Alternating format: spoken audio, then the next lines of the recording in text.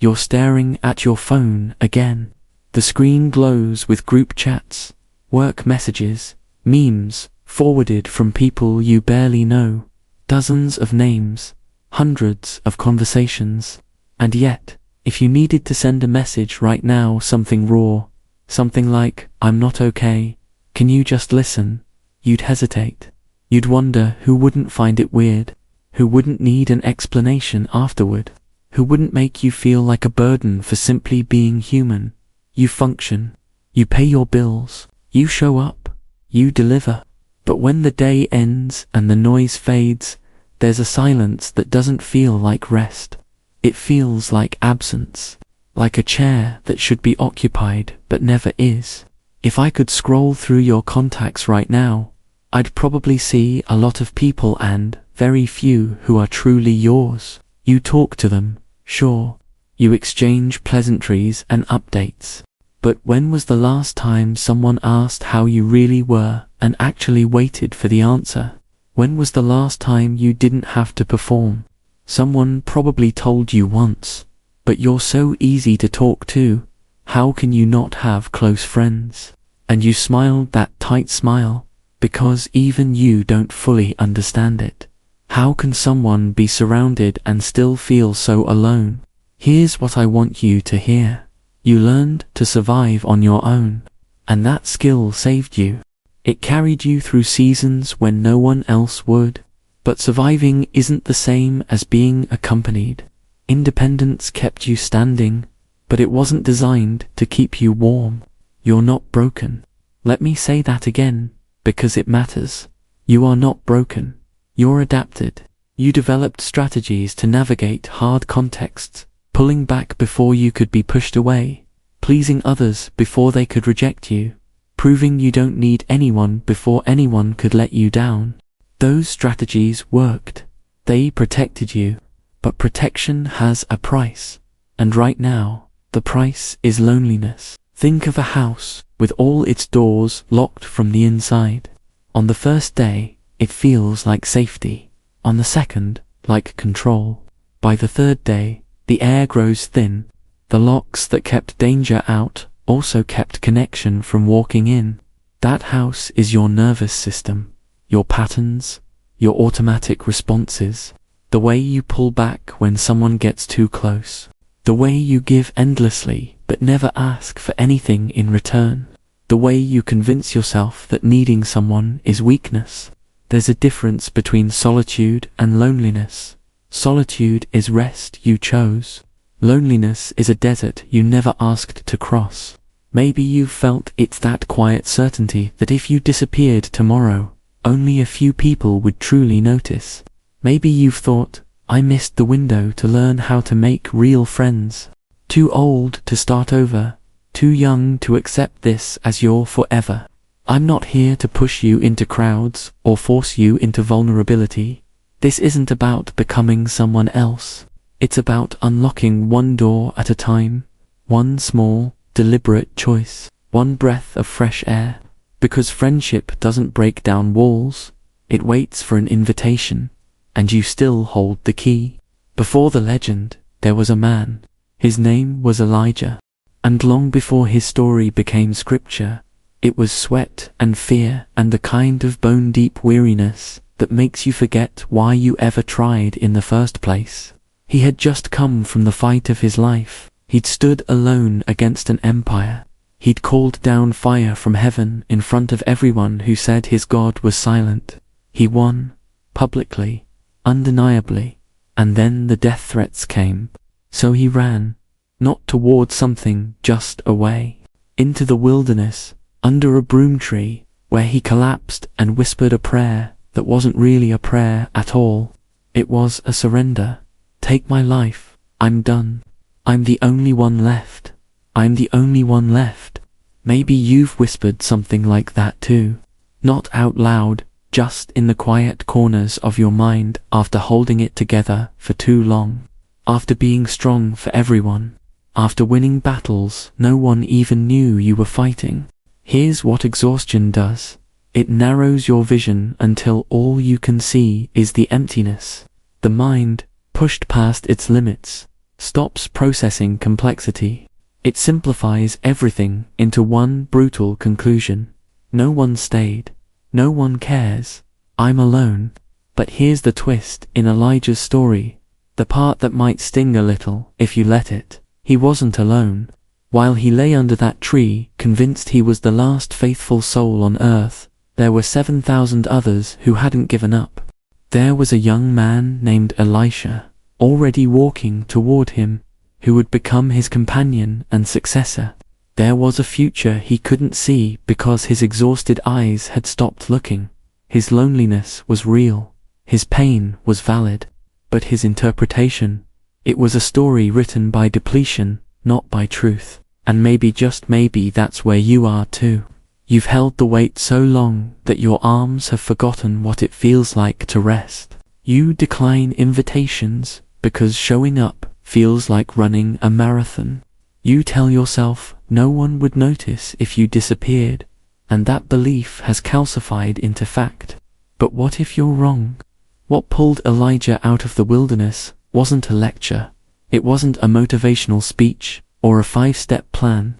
It was bread, water, sleep, a gentle voice that didn't scold him for falling apart, and eventually one person, not a crowd, not an army, just one human willing to walk beside him. That's how connection begins, not in grand gestures, but in the small, concrete offerings of presence. Someone noticing, someone staying, someone saying, I'm here. You don't have to explain. Maybe you've been waiting for an army. But what if healing starts with just one?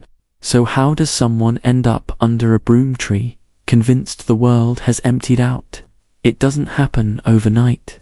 It's built, brick by brick, from moments most people wouldn't even remember. But your body remembers. Your nervous system keeps the receipts. Maybe your story has scenes like this.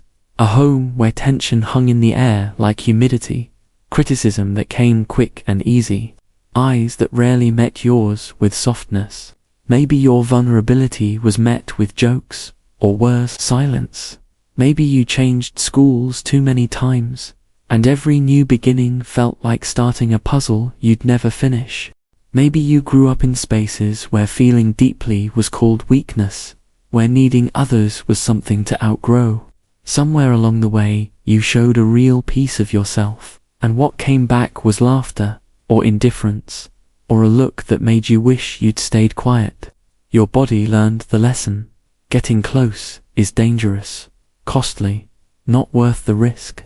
And from that lesson, a voice was born, a narrator inside your head who predicts the ending before the story even starts. Don't reach out, they won't answer. Don't ask for help, you'll be a burden. Don't get attached, they always leave. These aren't just thoughts.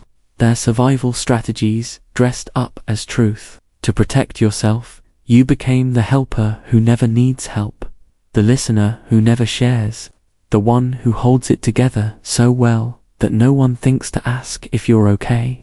You learned to disappear in plain sight, present in the room but absent from the intimacy. Psychologists have names for this.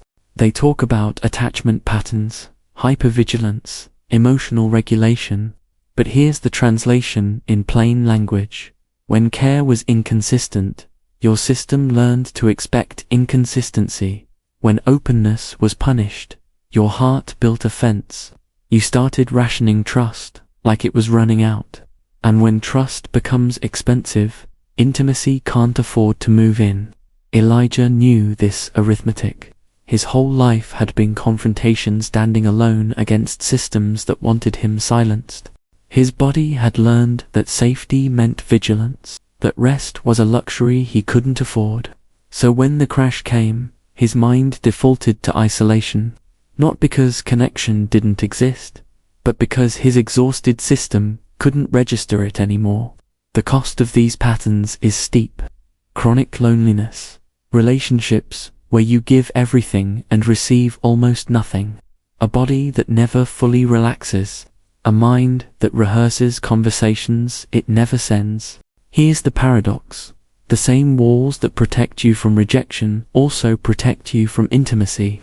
The self-sufficiency that saved you in hard seasons now keeps you stranded in an emotional winter. Friendship doesn't grow where there's no room to need someone, and needing someone doesn't make you weak. It makes you human. The question isn't whether your walls make sense, they do. The question is whether they're still serving you, or whether they've become the very prison they were meant to prevent. Here's the cruel irony no one warns you about. The strength that saved you is the same strength that isolates you. You were trained to be strong. Maybe life demanded it. Maybe no one gave you another option. So you built yourself into someone reliable, capable, steady. At work, they call you the one who delivers. In your family, you're the rock. Among friends, if you can call them that, you're the one who listens, advises, holds space. No one worries about you, because you've made sure they never have to. But here's what happens when you wear that armor long enough. People stop looking for the person underneath. They see competence and assume contentment. They see independence and assume you don't need company. The more you prove you're fine, the more alone you become, the more you need to keep proving you're fine. It's a closed loop, a trap dressed as success. The image of strength earns respect, promotions, admiration, even, but it doesn't create the thing you actually need. A place to fall apart, a shoulder that expects nothing in return. Someone who stays, not because you're useful, but because you're you. Elijah was that person, the strong one, the prophet who stood when everyone else bent. He called down fire, faced kings, spoke truth to power. And when the dust settled, he found himself utterly alone, not because people had abandoned him, but because his strength had taught everyone he didn't need them. Under that broom tree, he wasn't just exhausted. He was trapped in an identity he'd built too well. The man who never breaks had finally broken, and he didn't know how to let anyone see it. Maybe you know that feeling, the weight of your own reputation, the loneliness of being the strong friend, the quiet desperation of wanting someone to ask twice when you say you're fine. But here's what I need you to understand. The wall isn't evil. It's not a character flaw. It's the house with locked doors. We talked about protection that made sense once. The locks kept danger out. They kept your tender places safe when the world was too rough to trust. The problem isn't that you built walls. The problem is that walls don't discriminate. They keep out the threats and the tenderness, the harm and the healing. So the question isn't, how do I tear everything down? You don't need demolition. You need discernment. Which lock can you test first? Which door feels safe enough to crack open, just an inch? Who in your life has shown up with empty hands and patient eyes, not wanting anything from you, just wanting you? Connection doesn't break in. It waits for permission. And permission starts with one small, terrifying act. Letting someone see that the strong one gets tired too. So what does this look like in the ordinary moments of your day? Let me paint the picture. You're staring at your phone, thumb hovering over a message you've rewritten 3 times. Not because the words are wrong, but because your mind has already played out 17 ways this conversation could go badly. By the time you've imagined the awkward silence, the misread tone, the rejection disguised as a delayed reply, you've exhausted yourself, so you put the phone down. You'll text later. Later never comes. Someone invites you out. Your first instinct isn't excitement, it's escape. You scan for excuses before you even consider saying yes. Then you decline. And when that person eventually stops asking, something in you whispers, see, no one really wanted you there anyway. The prophecy fulfills itself. The wall builds another layer. In groups, you've mastered the art of presence without exposure. You listen. You ask questions. You offer advice. But when the spotlight swings toward you, your body looks for the exit. Bathroom break, phone check, a sudden change of subject, anything to deflect attention from the parts of you that feel too tender to show. And your body never stops keeping watch. Shoulders tight like they're bracing for impact. Breath shallow, caught somewhere in your chest. In conversations, your mind runs a parallel track, rehearsing what you'll say next, replaying what you just said, judging whether your tone was too much or not enough. 2 hours with people leaves you drained like you've run a marathon. They call it social hangover, but that term feels too light for what it really is. The cost of performing safety while your nervous system screams danger. And underneath it all, there's a feeling hard to name. Like you're watching your own life from the audience. A background character in everyone else's story. Present, but not quite there. Seen, but never truly known. Elijah felt it too. Even surrounded by miracles and purpose, his body carried the weight of constant vigilance. When he finally collapsed in the wilderness, it wasn't just spiritual exhaustion, it was physiological. His nervous system had been running on fumes, interpreting every moment as a threat. No wonder he wanted to disappear. His body had forgotten how to feel safe. But here's what I need you to hear. None of this makes you broken. None of this makes you a lost cause or a hopeless case. These patterns, the avoidance, the tension, the exhaustion, they're not character flaws. They're information. They're your system's way of saying, something hurt here, and I learned to protect it. Information doesn't accuse, it orients. And once you can see the pattern clearly, you can start to ask a different question. Not what's wrong with me, but what was I protecting? And is this still the protection I need? So now you see the pattern, the walls, the signals, the cost. The question pressing against your chest is simple. What now? Here's what I won't tell you. Tear it all down. Transform overnight. Become someone unrecognizable by next month. That's not how healing works. And frankly, that's not how you got here either. The walls were built one brick at a time. They come down the same way. Start by naming what's happening.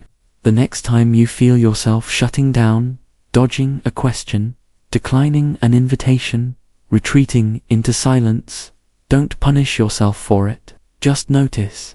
Say quietly, even just in your mind, "Ah, there's my protection showing up again." That's it. No judgment, no shame, spiral, just recognition.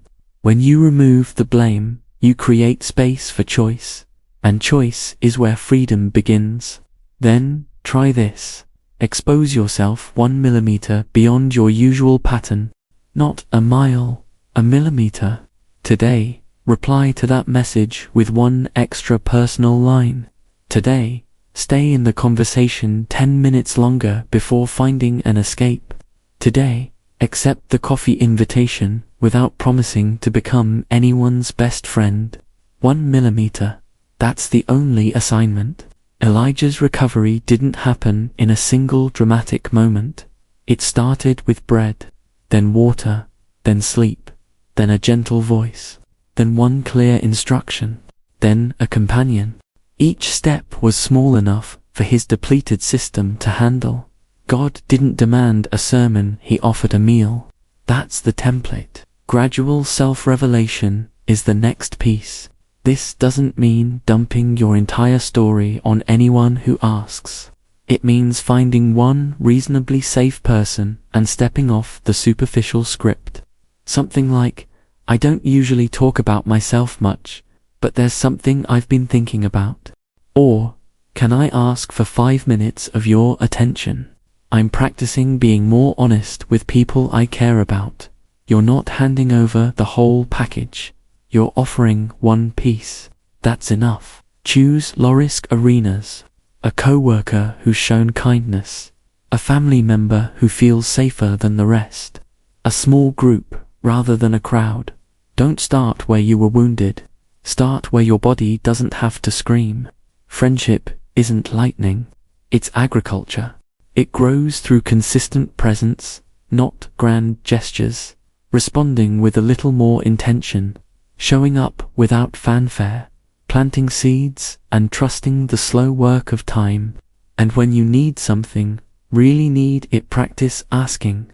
After years of proving you don't need anyone, the guilt will come. Let it, then answer it with respect. Guilt, I hear you, but I'm choosing care today. If panic rises, slow down. Between disappearing completely and staying too long, choose leaving gently. Between confessing everything and saying nothing, choose one true peace. You don't become a burden when you need someone. You become human. Let's return to Elijah one more time. Not to moralize, not to extract a tidy lesson, just to see what actually brought him back from the edge. He didn't leave the wilderness because he decided to be strong again. He didn't give himself a pep talk or push through the pain with sheer willpower. That's not what happened. He was cared for. Someone brought bread. Someone brought water. Someone let him sleep without demanding an explanation. And when he awoke, there was a voice, not scolding, not rushing, just a question. What are you doing here? He answered honestly, messily. He repeated the same fear twice. I'm the only one left. And instead of being corrected or dismissed, he was given something simple, a next step, not a 5-year plan, not a purpose statement, just one clear task he could actually do. And then companionship. Elisha. One person who would walk beside him, not fix him, not rescue him, just be there, step after step, until the road felt less lonely. That's how the house unlocks from the inside. One lock at a time, one meal, one rest, one honest answer, one presence. Maybe, like Elijah, you're so exhausted that you're seeing the world through a straw. Everything feels narrow. Options feel limited. The belief that you're alone has hardened into something that feels like fact. But exhaustion lies. It whispers conclusions that aren't true. The way out isn't through beautiful phrases or sudden revelations. It's through concrete care, acknowledging that you're running on empty, accepting help from one safe person, even when it feels uncomfortable, letting someone accompany you without requiring them to understand everything first. And here's the part that might be hard to hear. Just like Elijah wasn't as alone as he felt, you might not be either. There may be people nearby who don't know how to reach you, not because they don't care, but because your self-sufficiency has taught them not to ask. Your competence has trained the world to assume you're fine. Your locked doors have convinced everyone that you prefer it that way. What happens when you crack the door open? When you make a small request? When you share one vulnerable thing? When you say yes, I'll come instead of finding an excuse? You teach people how to show up for you. You invite them into a chair that's been empty too long. Elijah's story didn't end under that broom tree. He went on to mentor, to speak, to matter. But none of that happened until he let himself be fed, be rested, be accompanied. Maybe your story isn't over either. Maybe the next chapter starts with something as simple as letting one person in. Not an army, not a crowd, just one. Let me leave you where we started, with the image, with the truth, with an honest promise. The house with locked doors saved you. I need you to know that. Protection isn't sin. It isn't weakness. It isn't something to be ashamed of. Those locks kept you safe when the world outside was too unpredictable, too harsh, too ready to wound. You did what you had to do to survive, but somewhere along the way, the air inside grew thin. The same walls that kept danger out started keeping life from getting in. And now you're standing in a house that's perfectly secure and strangely suffocating. Friendship doesn't break down doors. It waits for an invitation. And here's the beautiful thing about invitations. They can be small. A glass of water offered on the porch, not a banquet. A two-line text, not a confession. A brief presence, not a lifelong vow. That's how tables fill up, one occupied chair at a time. Elijah didn't rebuild his life with grand gestures. He ate bread, he drank water, he slept, he answered one honest question, he took one next step, he walked with one companion. The prophet who called down fire from heaven was restored by the simplest things: rest, nourishment, presence, purpose. Your restoration might look the same, not dramatic, not instant, just real. I want to say again what I planted at the beginning, because it bears repeating. You are not broken, you are adapted. The strategies you developed, pulling away, pleasing others, proving you need no one, those strategies saved you in hard contexts. They were intelligent responses to difficult circumstances. But what saved you then is costing you now. The price is loneliness. And the good news is, prices can be renegotiated. It's not too late to unlock a door. So here's my challenge for you. In the next 24 hours, choose one small gesture. Just one. Reply to a message with something honest instead of something safe. Invite someone for a 30-minute coffee, not an all-day commitment. Send a voice note that says, I need 5 minutes of your time today. Can you listen? Say yes, I'll be there, to something you'd usually avoid. Then pay attention. Notice what happens in your chest. Observe your breathing. Feel the fear and feel what comes after. Maybe nothing dramatic will happen. Maybe it will feel awkward or scary or small. That's okay. You're not looking for transformation in a day. You're testing a lock. You're cracking a window. You're letting in one breath of fresh air. And if shame shows up, because it probably will meet it gently, I hear you. But I'm choosing connection today. The doors still lock when you need them. That's not going away. But now you know they can also open, slowly, carefully, for the right people, in your own time. One door, one breath, one invitation. That's where it begins.